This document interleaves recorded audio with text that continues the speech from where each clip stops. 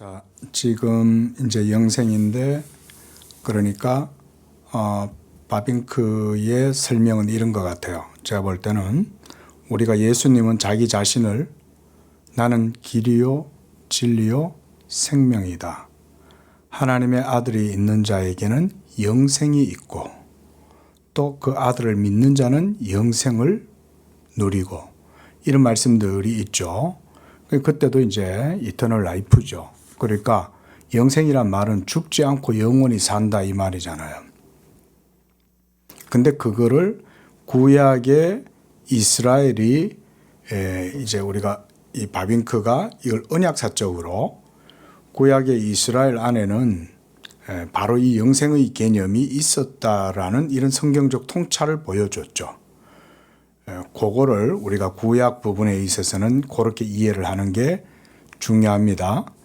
그리고 동일하게 그 언약의 통일성, 어떤 연속성, 계속성, 이런 측면에서 봤을 때는 그 구약 이스라엘 안에 있었던 언약적 생명이 이제는 신약으로 넘어오면서 이제 전환이 되었죠. 경륜이. 그러면 이 신약에 와가지고는 이제 그 생명이 예수 그리스도의 인격과 사역을 통해서 주어지는 것이다. 지금 이렇게 설명하고 있다는 점을 우리가 잘 따라 읽어야 돼요. 그러니까 언약의 실체, 구약시대 때는 아직 율법시대였죠. 그러니까 율법 아래에서 하나님과의 언약의 관계를 유지하는 가운데에 그들은 장차 올 것에 대한 그 실체에 대한 그림자로서 율법의 규례와 모형과 상징이라든가 그림자라든가 또 몽학선생이라든가 이런 율법 아래에서의 그런 그림자 신앙이었다. 그럼에도 불구하고 이스라엘은 땅에서 그 언약을 누렸다는 거죠. 그리고 언약의 실질적 가치, 우리가 이렇게도 표현해도 되겠습니다. 자,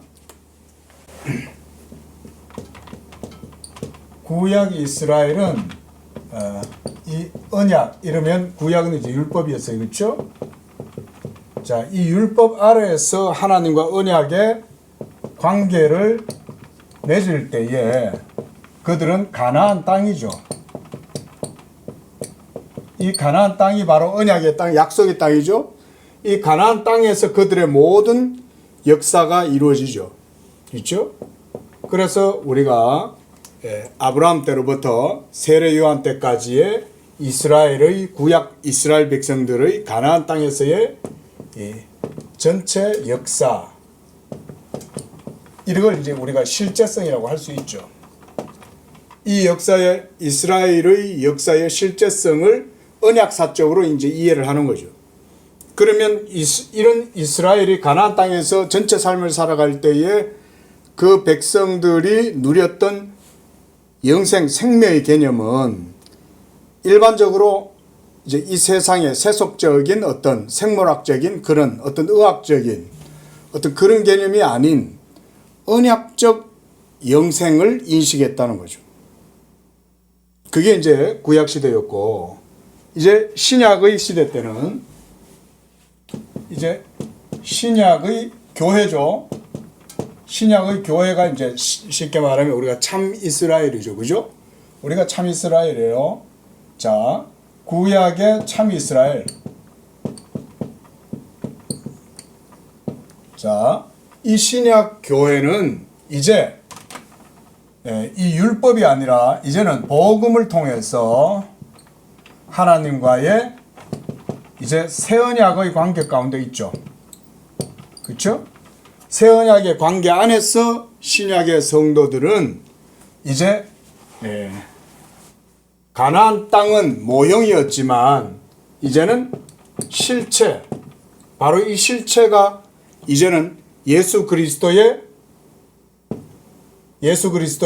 인격과 그 다음 사역, 이 두 측면을 통해서 뭐가 신약시대 때는 이루어지냐면, 이때는 눈에 보이는 가시적인 가나안 땅이 그들의 모든 언약적 삶의 역사의 실제적인 의미가 있었지만, 가치를 주었지만, 이제는 더 영적인 그런 나라가 이루어진 거죠. 그게 바로 뭘까요?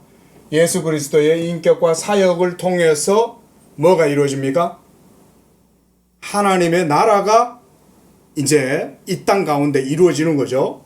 그래서 우리가 예수님이 기도하신 거 알죠? 마태복음에서 뜻이 하늘에서 이루어진 것처럼 땅에서 이루어지리이다 라고 말씀하셨을 때 바로 그 하나님의 나라, 이 하나님의 나라가 예수 그리스도의 인격과 사역을 통해서 이제 신약의 새 언약 성도들이 이제는 땅에서 실제적으로 누리는 거다. 그러니까 구약에는 가나안 땅을 통해서 누렸던 언약의 모든 가치, 이런 것들은 실제적이었지만 이제 신약에 예수 믿는 믿음으로, 이제 예수 믿는 믿음이죠. 예수 그리스도를 믿음, 이 믿음을 통해서 이 새 언약의 관계가 이루어지고, 그게 바로 이제 실체적인 언약의 삶이죠. 그러면 여기에서 이제 하나님의 나라를 누리고 살아갈 때 그 속에 이제 새 생명을 그 속에서 이제 누리는 거죠. 이 생명이 바로 우리가 복음적 생명이라고도 할 수 있고, 이게 진짜 언약의 생명이죠. 근데 이 언약의 신약의 실체, 바로 그 영적 새 생명, 진정한 본질적 생명이 바로 뭐냐? 그게 주어지는 것은 바로 예수 그리스도의 인격과 사역을 통해서 신약의 성도들은 그 영적 생명을 누린다는 거예요. 바빙크의 지금 설명의 전개 방식이 이제 이렇게 전개해 가면서 펼치는 거죠. 그 우리가 구약하고 좀 비교를 해야 신약적 의미가 조금 더 이해가 되겠죠, 그죠? 구약적 의미를 먼저 이해하고, 그래서 구약은 이런 개념이었구나. 그러나 그들은 비록 그림자요 모형이요 상징이었다 할지라도 그 땅이라고 하는 실제적 가치를 그들은 거기서 언약적 삶을 살면서 누렸다는 거예요. 실제적 가치를. 그런데 이제는 더 이상 그런 식으로 하나님과 이 땅과의 이 영적 그런 교통은 더 이상 이루어지지 않는다. 왜? 그리스도께서 십자가에서 자기 몸으로 율법의 모든 걸 다 성취하고 이루셨으므로.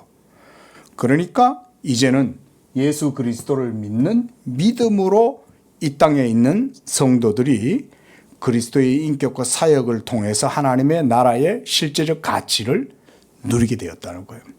그게 바로 교회이고, 그리고 그게 바로 이제는 가나안 땅이 아닌 하나님 나라가 우리가 살아가는 모든 삶의 영역에 이루어지는 것이다. 근데 그 생명의 본질과 실체는 바로 예수 그리스도시죠. 그래서 그리스도도 나는 생명이다, 이렇게 말씀하는 거죠. 누구든지 하나님의 아들이 있는 자에게는 영생이 있고, 그랬을 때 그게 바로 예수 그리스도죠. 자, 이렇게 우리가 이해를 하면서 따라가는 게 중요하다. 그래서 우리가 지난주부터 봤어요. 지금 제가 신약에 대한 내용은. 그래서 지난주에도 봤지만 그 539쪽 첫째, 둘째, 셋째 문단 한번 보십시오. 거기서도 바빙크가 이렇게 표현하죠. 자, 그리스도가 육체 가운데 그랬어요. 그죠? 벌써 이 성육신을 얘기하죠. 이거는 그리스도의 인격이죠. 그렇죠? 자, 이 인격 가운데 각종 현시들과 지침들을 전달하기 위해서 구약시대 때 임했던 것처럼 이렇게 얘기하죠. 그럼 이제는 현재도, 그러니까 신약시대죠. 이거는 신약시대 때도 이제 이 심판과 분리를 수행하기 위하여 그의 재림을 바삐 준비하고 계신다. 그리고 신약의 신자들이 증언하고 있는 바는 그리스도의 연속적인 임하심. 자, 연속적 임하심이란 말은 계속적으로 지금도 하나님의 나라는 우리 가운데 이루어져 가고 있다는 거죠. 그래서 그걸 제가 지난주에는 그리스도의 말씀의 설교 이러면서 복음적 선포가 바로 그런 하나님 나라의 현현, 임재, 파루시아다, 뭐 이런 얘기도 제가 조금 했습니다. 그러면서 고문단 제일 밑에서 둘째 줄 보세요. 그분은 계속적으로 임하시며, 또한 현재 임하시는 자요 미래에 임하실 자라고 말하는 것이 이게 실제적인 거다. 이게 참이라는 거예요. 그게 바로 뭡니까? 하나님 나라의 임재죠. 하나님 나라의 임재. 어디를 통해서? 예수 그리스도의 인격과 사역을 통해서. 우리가 인격만이다라고 말하면 안 됩니다. 어떤 분들은 그리스도를 강조하다 보니까 그리스도를 통해서 이렇게 얘기할 때 그리스도의 인격만 말하는 것처럼 이렇게 생각하시는 분이 있는데 교리적으로 그렇게 이해하면 안 돼요. 우리에게 있어서는 그리스도는 복음 그 자체이고 생명 그 자체잖아요. 그렇죠? 근데 그리스도가 우리의 불의한 우리의 영혼을 소생시키고 거듭나게 하고 생명을 주고 살아가게 할 때는 그 모든 능력, 은사, 원천은 인격뿐만 아니라 그리스도가 행하신 사역도 같이 들어가 있어야 돼요. 그렇지 않고서는 그리스도가 성육신할 필요가 없죠. 그리스도가 성육신한 이후에 가장 궁극적인 이유는 십자가에서 친히 피 흘리시고 죽으셔야 되잖아요. 죽기까지 순종하셔야 되잖아요. 그 사역이 같이 빠지면 안 되죠. 그리스도만 있다 이래 되면 자칫하면 이제 소위 신정통주의식의 오류에 빠져버려요. 예? 그들은 그리스도를 이제 신정통주의식으로 그런 식으로 이제 이해를 하는 거예요. 그런 건 지금 막 얘기하지 않겠습니다. 자, 그러니까 하나님의 나라가 너희 가운데 임하였느니라. 예수님도 이렇게 얘기하죠. 그죠? 성령의 역사가 나타나고 권능이 나타나면 이미 거기에 하나님 나라가 임하였다. 이렇게 얘기할 때 그 하나님의 나라가 예수 그리스도의 인격과 사역을 통해서 이루어지는 거예요. 그리스도의 인격 사역을. 이런 게 지금은 보이지 않는 영적 실제성이 이렇게 이루어지고 있다는 거죠. 구약은 이런 식으로 가나안 땅에 국한되어졌죠. 그렇죠? 그러나 이것은 이제 바벨론의 포로가 되고 예수님이 오시는 세례 요한 때까지 있다가 그 다음부터는 하나님의 나라가 열렸어요. 예수 그리스도의 인격을 통해서 하나님의 나라가 열리기 시작하면서 믿음으로 그 땅을 침노하느니라 이렇게 얘기하죠. 너희가 지금까지는 내 이름으로 구하지 아니하였지만 이제는 구하라. 예수님이 이렇게 하나님 나라의 개방을 여러 형태로 설명하신 거예요. 믿음으로 그 땅을 침노하느니라. 막 이런 얘기를 이제 하시죠. 그런 건 뭔 얘기냐면 예수님이 바로 하늘 문이다 이 말인 거예요. 예수의 인격과 사역이 이제 그 하나님 나라를 막 여는 거예요. 그러니까 이때까지 하나님과 죄인들 사이에 이 땅 가운데에서 막혀 있었던 하나님과 우리 사이의 관계가 이제는 그리스도의 사역을 통해서 열린 거예요. 그러니까 막 이 땅 가운데 이제 비상한 역사가 막 나타나는 거예요. 그건 지금도 마찬가지예요. 지금도 세계 도처에 이 그리스도의 복음이 증거되어지는 곳곳에서 이 하나님 나라의 현현과 현존과 계속적 지속적 임재는 계속 이루어지고 있어요. 그건 하나님의 섭리죠. 그거는. 예. 지금 바빙크가 그런 얘기를 하고 있는 거예요. 자, 그래서 그 밑에도 보세요. 자, 그래서 이런 이유로 지난주에 보긴 봤지만 조금 더 봅시다. 신약의 신자들은 대단한 열망을 가지고 그리스도의 재림, 이게 바로 이제 종말론적인 참신앙이에요. 그러니까 우리는 종말이 언제입니까? 장차 저 먼 훗날이 종말입니까? 그게 아니에요. 이미 하나님의 나라가 임하고 있으면 거기에는 이 종말성이 그게 벌써 이루어지고 있는 거예요.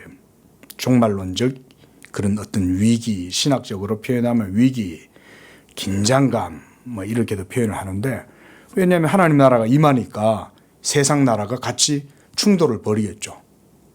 이게 보이지 않지만 실제적인 거예요. 이 충돌이 일어나는 거예요. 그래서 저는 이런 걸 믿어요. 저는 개인적으로. 그래서 설교할 때도 그러고 설교관도 그래요. 예수 그리스도의 복음, 그리스도의 인격과 사역을 그냥 선포하고 증거하면 그 자체로 하나님 나라의 도구가, 방법들이, 수단들이 형성되고 이루어지기 때문에 하나님이 역사하신다. 저는 그렇게 믿어요. 그냥. 그래서 구약 성도들과 마찬가지로 신약 성도들도 죽음 안에서 이루어지는 개인적 종말에 관하여 생각하거나 언급하는 사례가 거의 드물다. 자, 구약 시대 때도 개인의 죽음은 공동체의 죽음과 연결되어져 있었다 그랬죠. 그렇죠? 그 개인의 죽음은 그냥 한 사람의 개인의 죽음이 아니에요. 구약 성도들은 가나안 땅에서 죽을 때 장차 이 땅 가운데 다윗의 나라가 이루어지게 될 것에 대한 소망 가운데서 죽어요. 그죠? 그러면 모든 사람들이 다 이 언약에 대한 소망을 품고 죽는다고요. 요셉도 애굽에서 죽을 때 내 시신을 이제 가지고 나가라. 너들이 출애굽할 때는 내 이 뼈를 유골을 가지고 나가라. 그 모세가 그 요셉의 요골을 들고 나가죠. 그런 것들이 뭘 표현하는 겁니까? 언약에 대한 그들의 소망을 표현하는 거죠. 그럼 신약 성도들은 어떨까요? 우리도 이제 뭐 우리는 교회가 작지만 좀 큰 교회들은 보면 교회에 묘지가 따로 있죠, 그죠? 그 뭐 부활의 동산이다 이러면서 이름 짓고, 그래서 성도들이 교회 신도들 중에 누가 이제 임종하면 이제 장례를 치르면서 교회의 그 공동 묘지에다가 이렇게 안장도 하고 이제 이런 식으로 하잖아요. 그 왜 그렇게 하겠어요? 말하자면 이제 이런 거죠. 내가 개인적으로는 죽음을 맞이하고 개인적 삶의 종말을 맞이해도 진정한 나의 마지막은 그리스도 안에 있고 거기에 내가 소망을 두고 있고 이런 생각하는 거죠. 그래서 내가 그리스도 안에서 잔다고 생각을 하죠. 그렇죠? 그래서 그들의 모든 기대는 그리스도의 재림과 하나님 나라의 성취에 있었다. 그러지 않겠어요? 우리도 언젠가는 다 이 세상에 다 떠나가야 될 사람들이지만은, 그러나 이제 그리스도 예수 안에 있는 자들은 더 이상 그리스도와 분리된 어떤 마지막이 아니죠. 우리의 죽음, 이 지상에서의 생물학적인 죽음은 그리스도 안에서의 잠자는 것이고, 또한 마지막 날 그리스도께서 온 세계 만방 가운데 재림하실 때에는 죽은 내 자신도 그리스도 안에서 다시 하나님께서 새 생명의 부활체로 다시금 일으키시는 거죠. 우리는 그런 소망을 갖고 이 땅에서 살아가다가 죽을 때도 그 소망 가운데서 죽는 거죠. 이런 점에서 지금 이제 바빙크는 구약의 언약 안에서의 성도들의 죽음과 신약에서 성도들의 죽음은 그러므로 동일한 것이다. 이렇게 이제 설명을 하고 있는 거죠. 그들은 자신들이 성취의 시대에 구약의 예언이 위대하고 화려한 주님의 날로 묘사하고 있는 시대에, 또한 그리스도의 승천으로부터 재림에까지 뻗어 있는 시대에 살고 있다는 것을 분명하게 인식했다. 초대교회 때 네로의 핍박, 갈리큘라의 핍박, 엄청난 폭군들의 핍박 아래에서 얼마나 초대교회 성도들이 대박해를 겪었잖아요. 여러 차례 대박해. 근데도 교회가 안 무너졌죠. 그죠? 지금까지 교회가 유지되고 있잖아요. 그런 걸 보면 그들의 그 내세에 대한, 종말에 대한, 예수님의 재림에 대한 그 신앙이 얼마나 뜨거웠느냐 우리가 알 수 있는 거죠.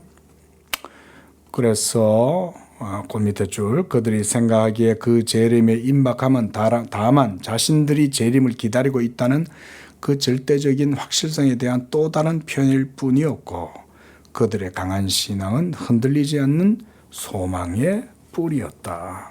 이게 바로 말하자면 신약의 새 언약의 예수 믿음, 그 안에서 그들이 가지고 있었던 영생에 대한 소망이었다는 거죠. 자, 540조 두 번째 줄, 중요한 것이 제자들의 관심이 예수님의 인격과 사역에 고정되어야만 했기 때문이다. 바비가 여기서도 얘기하죠, 그죠? 인격과 사역을 언급하고 있는 거예요, 이렇게. 그리고 예수는 자신의 부활과 성천, 성령 보내심과 영광 중의 재림에 관하여 많은 약속들을 했다. 그런데 아직 예수님은 재림 안 하셨죠? 재림 안 하셨지만 지금도 어때요? 하나님의 나라는 그리스도의 인격과 사역을 통해서 지금도 계속해서 이루어지고 있는 겁니다. 이거 신학적으로 우리가 그렇게 이해해야 돼요. 자, 그다음 문단 세 번째 줄. 그리스도 자신은 이제 그들의 소망이며 그들의 모든 기대들의 대상이요 내용이다. 이렇게 얘기하죠. 그리스도 자신이 대상이요 내용인 거예요.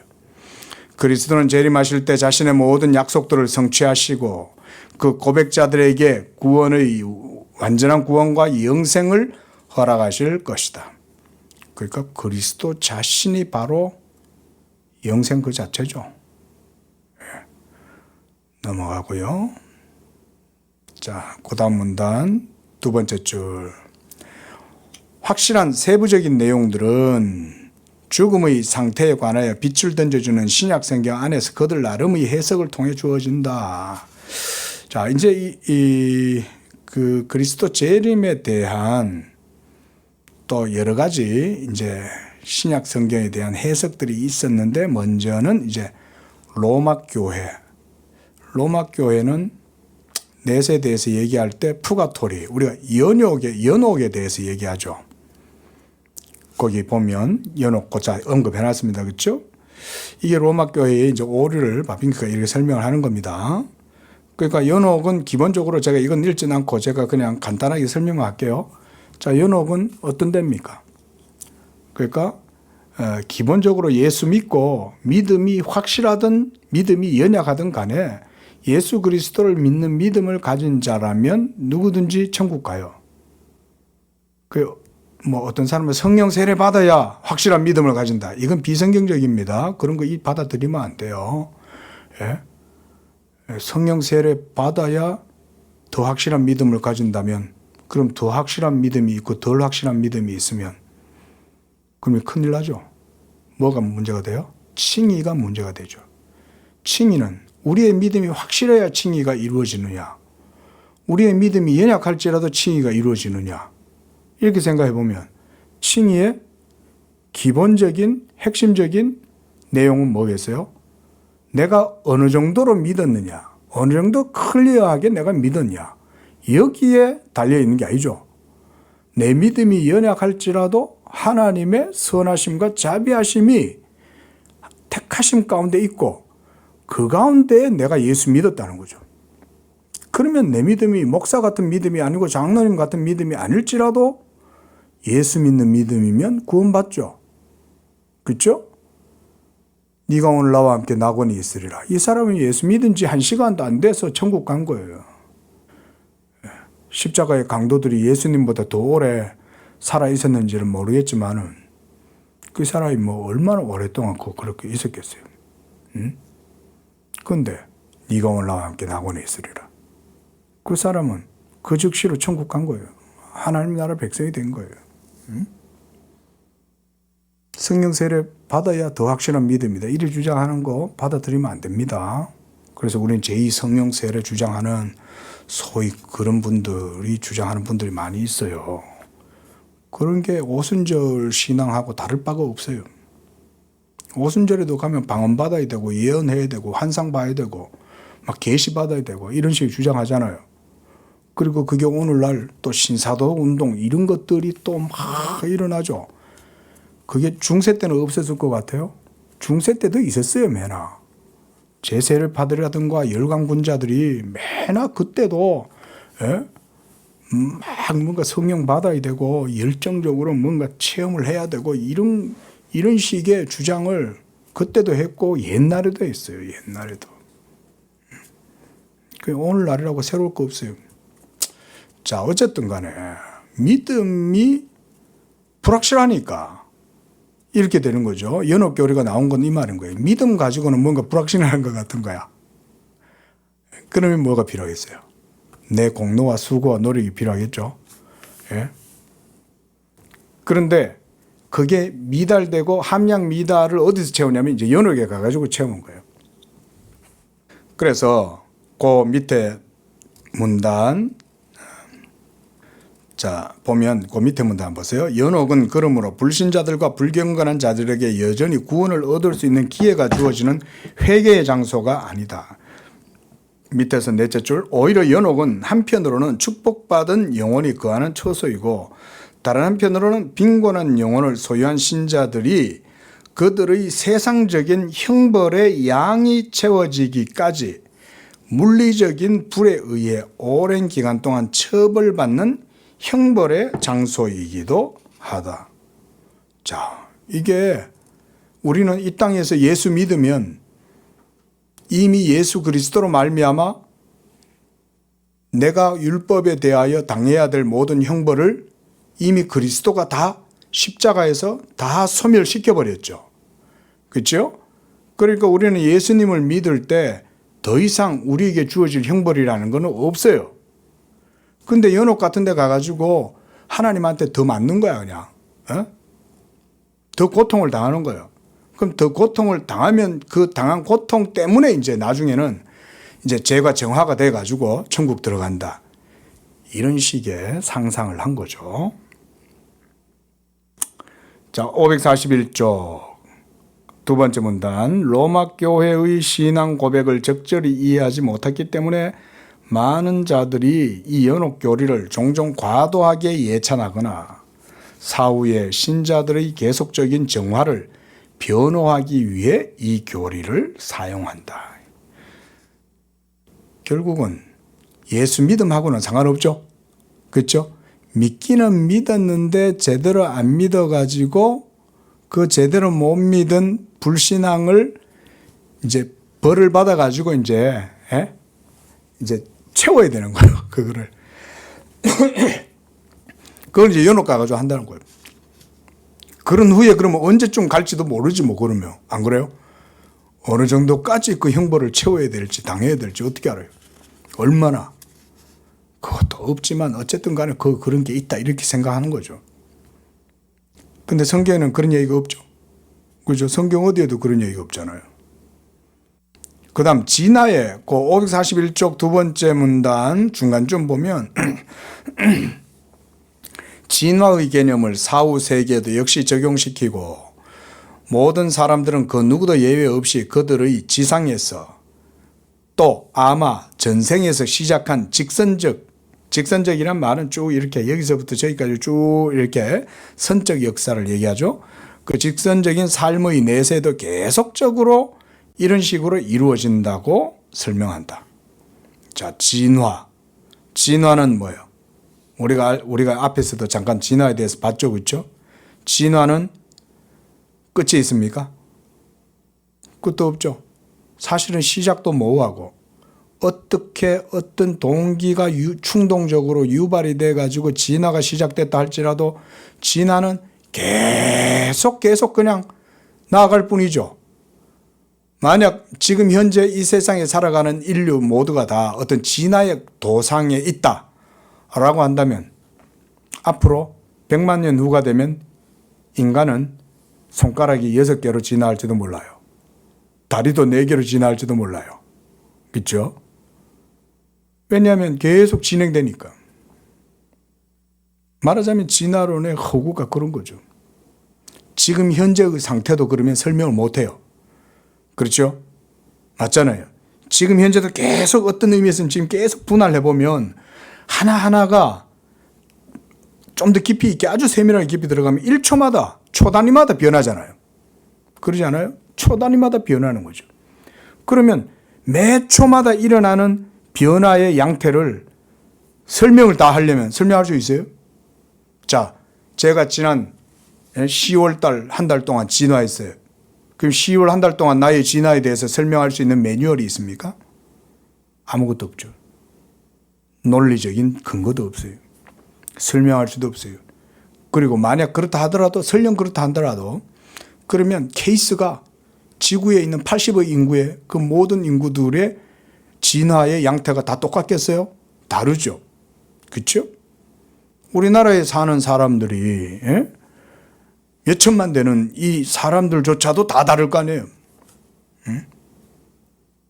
그 진화 같은 허무맹랑한 것을 그걸 과학이라고 주장하고 있다 이거지. 자기들이 주장하고 있는 바도 확증도 못하고 뭔지도 모르면서. 자, 그러니까 바빙크도 지금 그 얘기하고 있는 거예요.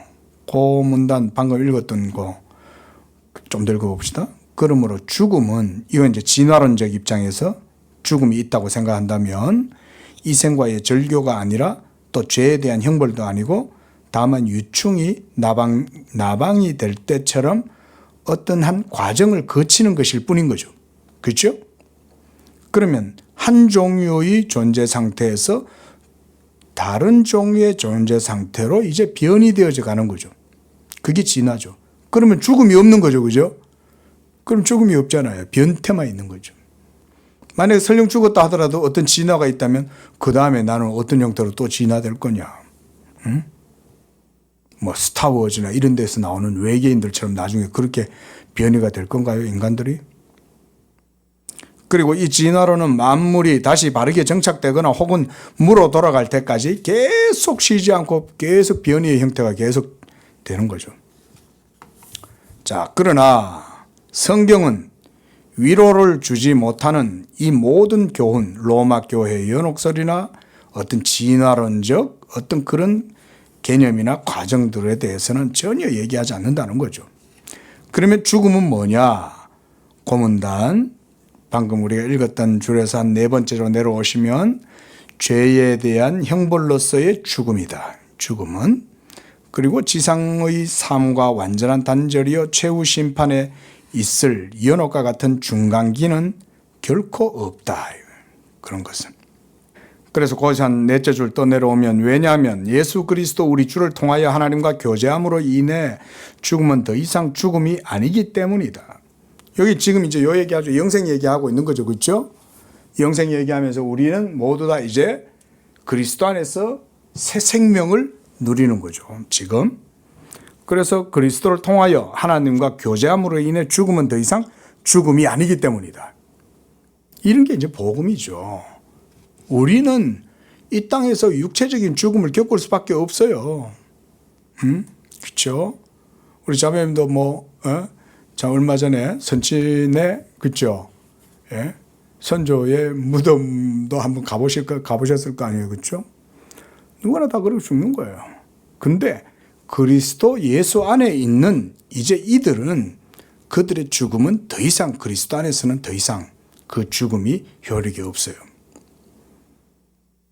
그래서 하나님의 은혜 안에서 자신의 백성들과 설정하신 언약, 이게 바로 새 언약이죠. 구약 시대 때는 율법 아래에서의 은혜 언약이었고 신약 시대 때는 그리스도 안에서의 은혜 언약, 새 언약이다 이 말인 거죠. 그래서 하나님은 죽은 자의 하나님이 아니요 다만 산 자의 하나님이시요 그리스도를 믿는 자는 비록 죽었음에도 불구하고 그들은 살아있고 또 살아서 그를 믿는 자는 영원히 죽지 않으며 심판에 이르지 아니하며 이는 죽음에서 생명으로 옮겨졌기 때문이다. 그러므로 사망 시에 신자들의 영혼은 즉시 그리스도와 함께 천국으로 올라간다. 즉시입니다. 예, 우리가 늘 이 얘기도 자주 하지만 예수 믿는 사람들은 죽으면 여러분들의 의식이 이렇게 지상에 머물러 있거나 아직 죽은 이제 사망한 여러분들의 시신 가운데 정신이 남아 있어가지고 이렇게 어떡하지 이러면서 자기의 시신을 자기가 스스로 본다든지 이런 거 없어요. 영화가 사람들을 전부 다 그렇게 만들어 놔가지고 그렇게 되지 않습니다. 여러분들의 육체에서 호흡이 딱 끊어지고 사망이 딱 이루어지는 즉시 여러분들의 영혼은 하나님의 천사들이 하나님의 영광으로 탁 붙들고 그 빛 가운데로 딱 데리고 대번 들어갑니다. 여러분 염려하지 마세요. 그래서 만약 칭의와 성화가 인간의 역사이고 인간의 힘에 의해 이루어지는 인간에게 부어진 초자연적인 은혜의 힘에 의한 성취라면 인간이 이 생의 짧은 기간 내에 역사를 성취한다는 것은 도저히 이해될 수 없다. 인간이 구원을 이룰 수 없다 이 말이죠. 자, 그러므로 이렇게 생각하는 자들은 연옥과 사후의 계속적인 정화의 개념을 상정한다는 말은 떠올린다 이 말인 거예요. 상상한다 이 말입니다. 예, 상정한다. 그러나 그리스도는 여기에 이제 그 얘기예요. 그러나 예수님이 이미 자기의 인격과 사역을 통해서 뭘 하셨어요? 모든 것을 이미 다 성취하신 거예요. 거기에는 하나님의 율법에 대한 의무로서 능동순종과 또한 하나님의 율법에 대한 모든 형벌로서 우리가 당해야 할 모든 질고와 죽음조차도 그리스도가 십자가를 지심으로 그의 형벌을 당하심으로 그 모든 의를 다 이루신 거죠. 그래서 우리가 이 그리스도의 대속 교리에 있어서 능동 순종과 수동적 순종 이 두 가지를 동일하게 고백하는 거예요. 그것의 기준은 하나님의 율법에 있어요. 하나님의 율법. 그게 공의죠, 공의. 그런데 그리스도가 이미 다 이루셨죠? 단번에 성취했잖아요.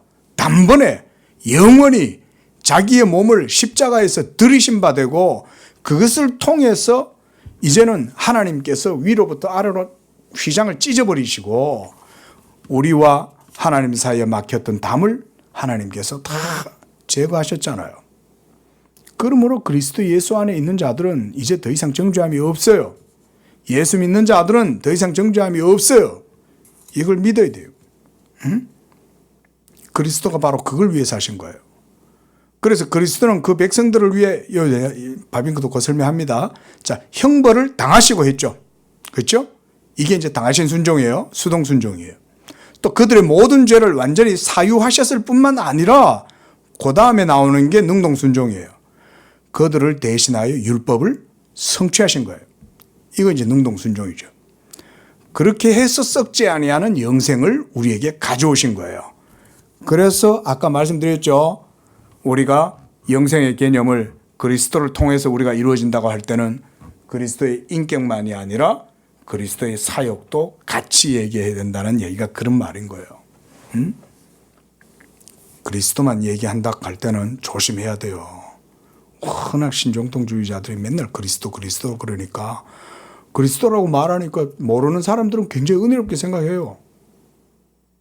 실제로 막 은혜라는 얘기도 하고 우리가 사용하는 모든 개혁주의에서 사용하는 모든 교리적인 용어들을 다 써요. 근데 괴가 틀려요. 그게 신정통주의예요. 신정통주의는 뭐 알고 보면 별거 아닌데 우리가 여기서는 지금 막 그런 얘기까지는 하지 않겠습니다. 자, 그래서 믿는 자들은 즉시 그랬어요. 즉시 단번에 하나님의 저주로부터 구출받았고 영생의 상속자가 되었다. 이렇게 보면 되겠죠. 그래서 믿는 바로 그 순간에 그에게 천국이 예비된다. 이렇게 확실하게 얘기해 주니까 안 좋아요? 그죠? 우리가 구원에 대해서 모호하고 불확실하고 애매하고 그렇게 얘기하면 얼마나 불안하겠어요. 그러니까 연옥교리가 그런 데서 태어나는 거예요. 제대로 안 믿으니까. 근데 그렇지 않아요. 제가 이거 읽으면서도 역시 바빙크는 정말 참 시원하다. 딱 얘기해 주잖아요. 믿는 바로 그 순간에 즉시 천국이 그에게 예비되어져 있다. 그리고 예비되어져 있으면 그 다음에 그건 거절되거나 취소되거나 이런 게 없어요. 그래서 만약 신자가 지상에 남아 있다면 그것은 그가 더 완전해져야만 하고 선행을 통해서 영생을 얻어야 하기 때문에 지상에 있는 게 아니라는 거예요. 이미 그는 예수 믿는 즉시로 벌써 구원받은 거예요. 그럼 뭐냐? 오히려 하나님이 그를 여전히 지상의 삶 가운데에 연약한 죄의 몸을 지고 자기 십자가를 지고 살아가게 하시는 이유가 그럼 뭐냐? 바비카이에서 그 얘기하죠. 그 이유는 하나님께서 작정하신 선을 행하기 위해 즉 형제들을 돕기 위해서이다. 심지어 사람이 여전히 이 지상에서 겪어야 하는 고난도 처벌이 아니고 형벌이 아니다. 오히려 인간의 성질을 고치는 연단이요 그리스도의 남은 고난을 그의 몸된 교회를 위해 자신의 육체에 채워서 교회를 진리 가운데 세워서 건축하기 위해서이다. 저는 이 부분이 좋았어요. 우리들 성도들은 이제 그리스도와 한 몸 되어졌기 때문에 여러분들의 신앙의 인격은 그리스도의 몸과 따로 괴리되거나 유리되어져 있지 않아요. 개별 신앙이란 없어요. 모두가 다 그리스도 안에서의 한 몸이에요. 그리고 그 연합 가운데서 우리는 각각의 지체들의 짐을 서로 맡아서 담당하고 돌아보는 거예요. 그때 누군가 한 사람의 어떤 고통이 있고 고난이 있다면 그거는 그리스도의 몸에 남은 고난을 채우는 거예요. 그 몸 전체로 이렇게 이해를 하는 거예요. 몸 전체로. 예? 그래서 교회를 진리 가운데 세우고 건축하기 위해서이다. 예. 저도 이런 부분들은 이렇게 동의를 합니다. 자, 그 밑에 줄. 그러므로 그리스도의 완전한 역사의 근거, 완전한 역사, 사역입니다. 요거는 그리스도의 완전한 사역, 모든 율법을 다 만족시켰죠. 그래서 완전한 사역이라고 하는 거예요. 율법에 항상 여기는 기억하세요. 사도 바울이 왜 모든 복음 서신에서 율법을 얘기했겠어요? 그만큼 그리스도의 모든 사역이 율법에 근거해서 이루어진 거라는 걸 얘기하는 거죠. 그러면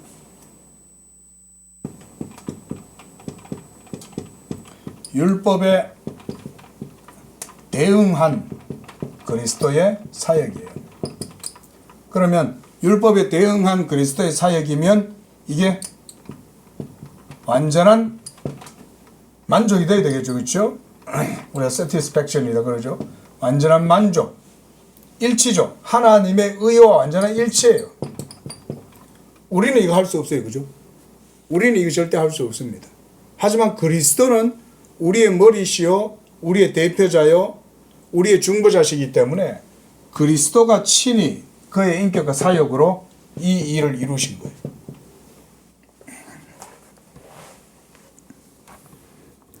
그래서 천국은 신자들에게 사후에 즉시 열려진다.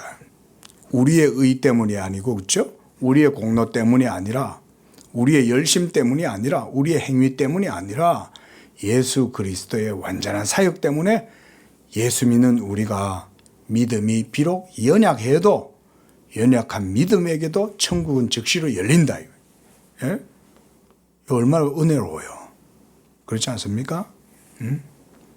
제가 저희 이제 큰어머니 일평생 예수 안 믿고 제사만 지내고 집에 그냥 집에 맞이 집에서 그냥 온통 제사만 지내고 평생 그로 사시다가 딱 돌아가시기 한 달 전인가 제가 딱 그 요양원에 가서 복음 전하고 그 자리에서 세례를 주고 예수 믿겠다고 그랬어. 예수 믿으시겠습니까? 믿겠다. 그럼 믿는다고 했으니 그럼 세례를 받으시겠습니까? 세례 받겠다. 그래서 세례를 드렸어요. 그 자리에서. 천국 가신 거예요. 그 즉시로. 일평생 교회 한번 안 나가봤다가 인생의 최고 마지막에 이제 죽을 날만 기다리고 요양원에 가 계시다가 거기서 예수 믿고 조카 목사가 와가지고 복음을 전하니까 복음을 막 넙죽넙죽 받아들이시는 거예요. 얼마나 그 삶에 대한 고통이 컸겠어요. 이제 죽을 날만 기다리고 있다고 하면 막 너무 비참한 거예요, 본인이. 그 나한테 조카한테 한탄을 하시더라고요. 내가 평생 이래 살다가 이제 여서 이러고 있다. 그래서 저한테 이제 그렇게 푸념을 하시는 거예요. 그래, 괜찮다. 지금이라도 예수를 믿으면 정말 슬프고 괴로운 인생 살아도 하나님의 아들 예수 믿으면 구원받는다. 눈이 막 갑자기 확 뜨이는 거예요. 왜 예수를 믿으면 구원받냐? 예수가 우리 죄인들을 위하여 십자가에서 대신 모든 하나님의 진노와 저주를 다 담당하고 십자가에서 그렇게 죽으셨다. 그래서 이제 그를 믿는 자들마다 하나님께서 의롭다고 하고 우리가 지난날에 어떤 죄를 짓고 어떤 슬픈 삶을 살아도 걱정하지 마라.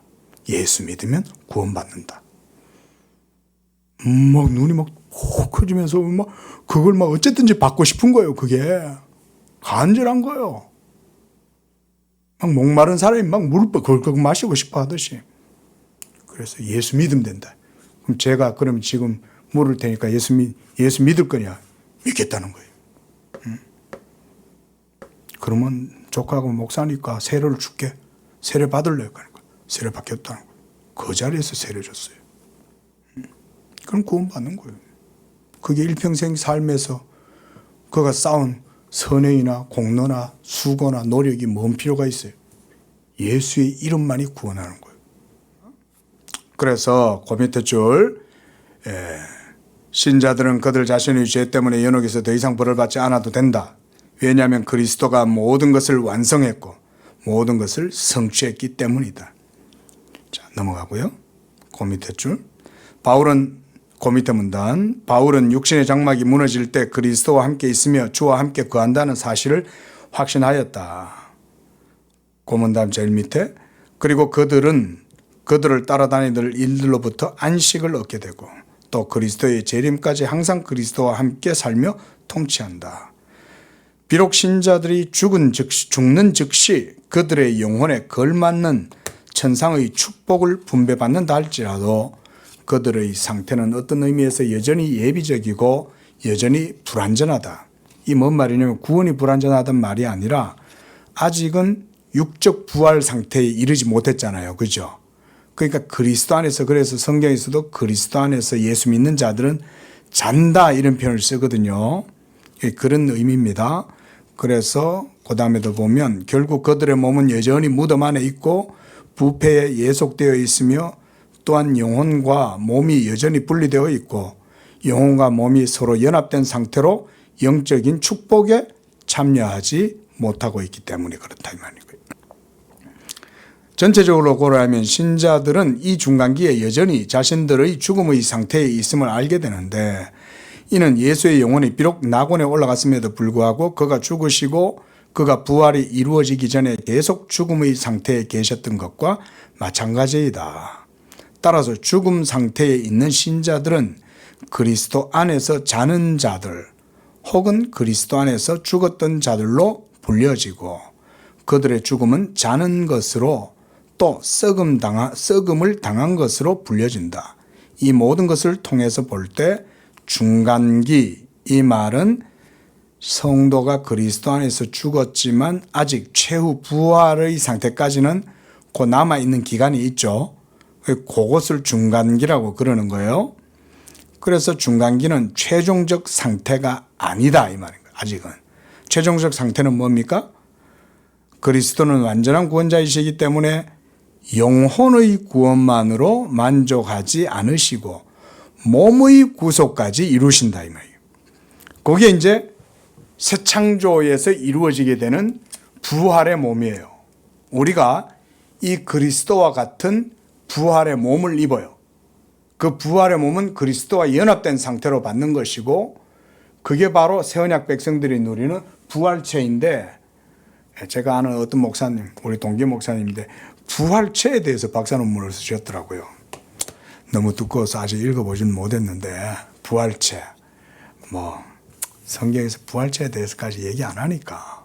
근데 분명한 건 하늘의 천사들과 같이 우리의 몸은 신령해진다고 예수님도 말씀하셨고 그래서 그리스도와 같은 그런 아주 신령한 몸으로 우리는 부활하게 된다 이렇게 얘기했죠. 자, 그러므로 하나님 나라는 오직 그리스도가 모든 정사와 권세와 능력을 진압하고 십자가로 모든 원수들을 자신의 발 앞에 두고 최후의 원수인 사망을 정복할 때 이게 완성된다. 자, 오늘 여기까지만 하고요. 자, 하나님 나라죠 지금, 그렇죠? 방금 얘기했던 게 이 하나님 나라는 그리스도의 인격과 사역을 통하여 지금도 계속해서 오고 있어요. 계속해서 이루어지고 있습니다. 지금도. 그런데 이것이 그리스도의 재림 때가 되면 완전히 다 드러나는 거예요. 완성이 돼요.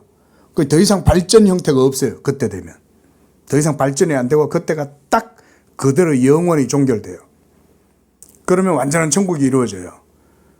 그래서 천국을 누리고 얻게 될 그 백성들은 14만 4천 하나님의 택한 백성의 수요가 딱 정해져 있어요. 그래서 그들이 완전히 더 종결되고 그 다음에 거기 가서 더 애 낳고 천국에 시민이 더 늘어나고 이런 거 없어요. 그렇죠? 천국에는 시집가고 장가가고도 없다 그랬죠. 그러니까 그때가 되면 완전한 하나님의 나라가 그리스도의 몸이 완전히 드러나는 거예요. 그리스도의 몸이. 그리스도가 머리시고 그 몸에 붙어 있었던 모든 지체들은 마지막 최후의 부활의 상태가 되면 신령한 몸으로 부활을 합니다. 다시 몸을 얻는데 그때 신령한 몸으로 그렇게 되는 겁니다. 빨리 마무리를 해야 되는데 조금 더 남았네요. 자, 우리 오늘 여기까지만 보도록 하겠습니다. 자비하신 하나님 아버지, 누구든지 하나님의 아들을 믿는 그 믿음이 있는 자들에게는 하나님께서 즉시로 그들에게는 천국을 허락하시고 하나님께서 그들의 행위와 의를 보시지 아니하시고 예수 그리스도께서 이루신 그 모든 구속의 완성과 의를 보시고 그 의를 예수 믿음 가운데 우리에게 전가해 주셔서 우리의 것이 되게 해주시고 그것을 통해서 우리가 하나님의 나라를 영원으로 영생으로 소유하게 하시는 줄로 믿습니다. 비록 우리가 아직은 육체 가운데 거하여 이 완전한 그리스도의 부활 생명과 또 사망을 완전히 정복하는 그것이 아직은 우리 앞에 나타나 있지 않았지만 그러나 반드시 하나님께서 그리스도 안에서 이 일을 이루실 줄로 믿습니다. 우리가 이 육체 가운데에서도 소망을 품고 살아가고 그래서 장차 이 그리스도 안에서의 그리스도와 같은 부활의 몸으로 참으로 우리가 다시금 이 새 몸을 받게 될 것을 우리가 소망하면서 이 땅 가운데에서도 이 부활의 소망을 품고 살아가는 그런 우리 모든 부활의 성도들, 구원의 확신을 품고 살아가는 성도들 되게 하여 주시옵소서. 예수님의 이름으로 기도합니다. 아멘.